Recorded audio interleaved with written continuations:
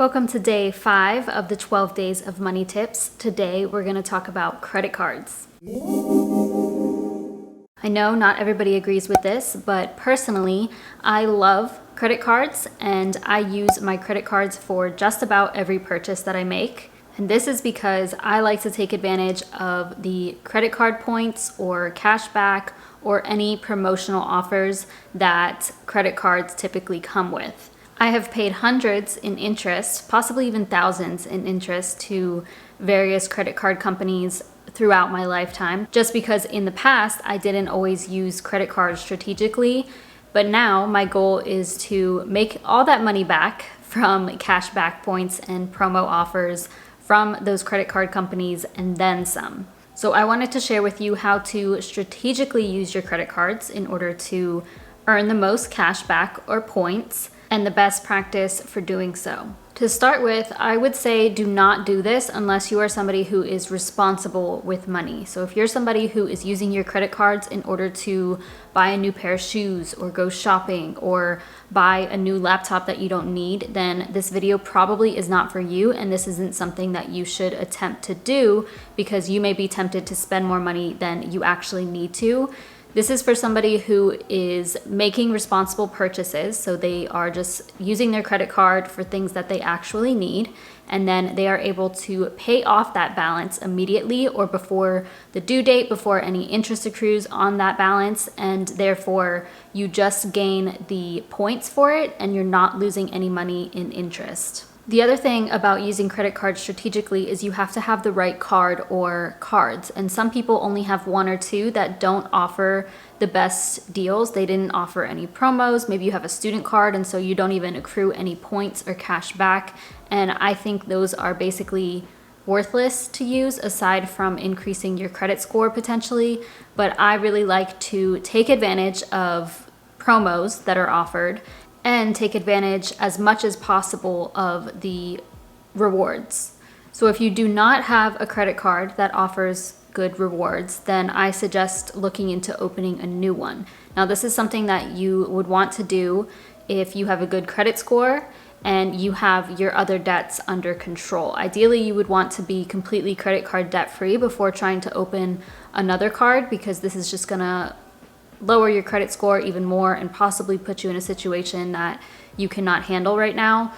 Again, this isn't for everybody, but as of right now, I am credit card debt free. I plan to stay that way, and now I just use my credit card strategically, and I'm okay with opening a new credit card every now and then because it doesn't really affect my score too much. It's just by a couple of points. I've also built my credit score to be quite high and quite stable, so I'm not concerned about those hard inquiries or opening a new card. But that is the first step, is to either be aware of your credit cards, what they offer, and determine if you think that is good. If a card only offers 1% back on things that you purchase, I don't think that's too good. I would say above 2%, 3%, 5%, those are good reward cards to look out for. So if your card does not offer something good like that, then look into opening a new card, but specifically a card that offers a promo. So for example, I recently opened a Chase Flex Freedom card. It's always linked down below with my referral link. And the reason I wanted to open this was they had a really good promo. So that's still going on. If you spend $500 within the first 3 months, you get $200 back. $500 is not that much money. I found that I could easily spend that amount of money in 3 months just by doing my typical grocery shopping and paying for business expenses. And I was able to get that $200 cash back within a month, and then some, because I also got all their other reward points along with that. Of course, there are other cards that are going to offer higher promos, better promos maybe, but you just have to see what is required in order for you to earn that and see if it's worth it for you. So for example, there were other cards that were offering $500 cash back after spending $3,000 in the first 3 months. That was not realistic for me. I would not be spending $3,000 on groceries and other expenses in 3 months. So that is not something that I would sign up for because I probably wouldn't be able to get that bonus. The ones that offer higher bonuses also typically come with an annual fee, and I personally don't like to open cards that require an annual fee, even if it's not there for the first year or something. I prefer just to avoid that, at least as of right now, because I don't want to have to pay $95 to have a card. I just don't think that's necessary. And one tip that I would offer you is to check your pre-approval odds. I would look on Credit Karma or other apps like that that will share with you the odds of you being able to actually get approved for certain cards. And it's based on score and your credit history. So if you are pre-approved for a card, you are more than likely to get accepted into it. However, just because you're pre-approved does not mean you will get approved. So remember that each time that you apply for a credit card, this does hit your credit score, so it will lower it, but not significantly. So you want to just be careful with how many cards you apply for and which ones you are applying for, because if you have a really low credit score or if you have bad credit history, then you try to apply for something that requires a high score, like over 700 or something, then you probably wouldn't get into that. So you want to be aware of which ones you can possibly be approved for and then narrow it down from there.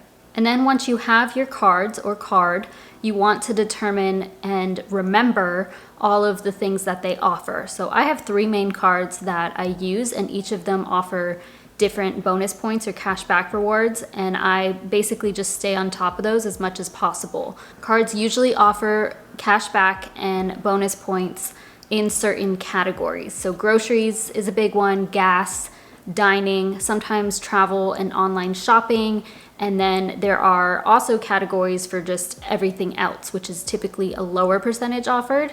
And depending on what I'm shopping for, I'm able to plan out which card I need to use, or just remember which card I need to use to take advantage of the best possible cash back. For example, with that Chase card I just mentioned, I'm currently in a promotional offer where for the first year I get 5% back on groceries, which is really good. My Bank of America card also offers cash back for groceries, but at 2%. So now I'm getting 5% on groceries for this year, and then once this year ends, I will go back to using the Bank of America card that offers 2%. This card also offers 3% back on dining. So if I were to go out to eat and I'm paying, then I would use that Chase card and get 3% back on my purchase. That is the highest rate of my cards for dining, and so that is obviously what I'm going to use. Now for my Bank of America Cash Rewards card, this one also has the option to select 3% cash back on dining, but you would have to select that. It's just not automatically in there like with the Chase one. Another example of me using my card strategically is when it came to Christmas shopping. I changed my 3% reward on my Bank of America card to online shopping. So I did basically all of my Christmas shopping online. So I was able to get 3% back on hundreds of dollars. And so obviously I got quite a bit back in cash. And then the month before that, I had changed my 3% category to travel because I was traveling, and so you can get 3% cash back on your flights or the room that you book, Ubers, anything like that. And again, I was able to get the most cash back possible with the cards that I have. And then when it comes to expenses outside of all those things, just on everyday purchases or things that don't have the higher offers, then I will use my Capital One card because they offer 1.25 points per dollar spent versus my other cards offering just 1%. So it may take some time for you to get used to them, but you really can take advantage of the percentage offered by each of these cards, and maybe you need to write them down or put it in a note section of your phone. But I think the best thing is if you are about to go out to eat or if you know you're going grocery shopping, then just be clear of which card has the best rate at the moment for you to get cash back and make the plan to use that before you even go there. The other thing is to look at the deals that are offered by the card. So all of my cards offer a specific percentage or a dollar amount even for going to certain places and spending money there, making a purchase or going out to eat. And this will be like Gap or Banana Republic. Certain restaurants are always on there, JCPenney, Macy's, there's all these things and it's on different cards. It typically is in the deal section, or if you scroll down to the bottom of the app, you can typically see how much you could get back. And this is typically really high. So sometimes I'll get 10% cash back from Starbucks, or I can get $5 from going out to eat at a specific restaurant.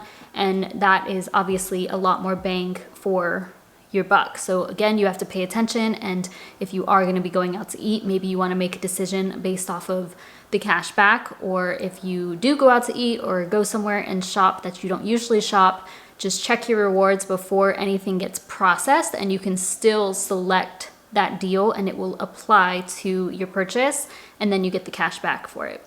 Now, the best way to earn the most money from your credit cards is to use them for every single necessary purchase that does not charge a fee when you use them. What I mean by this is the most common thing is your rent, for example. If I could use my credit card for my rent, that would be amazing. But what happens when I go and try to use my credit card is they charge a fee, and it's quite a high fee. So it's usually comes out to like $40 or $50, and obviously that's not gonna make up for it with the points that you would earn.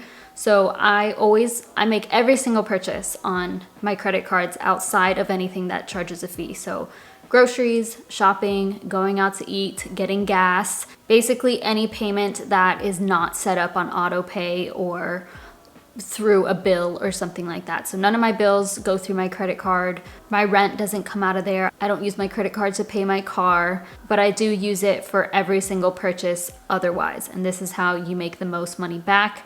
Of course, like I said, just to reiterate, you need to make the payment before any interest accrues on it in order to actually use your card strategically and make the most of it. So I always make the payment as soon as the payment is processed, and I am never charged interest. Another thing I really like to do, and just a quick tip to throw out there, is to charge your work expenses on your credit cards as well. I know that before, pre-pandemic, when I got to travel with work, I made all of my purchases on credit cards because my work would be reimbursing me. And so I was able to take advantage of the cash back, but I still got the cash back from my job as well.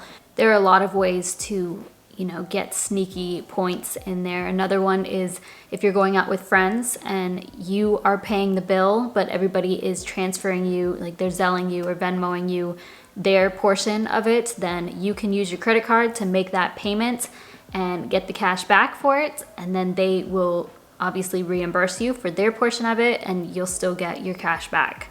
It's definitely worth it to me if you are responsible and able to make all your payments on time and not just spend randomly on things that you don't need.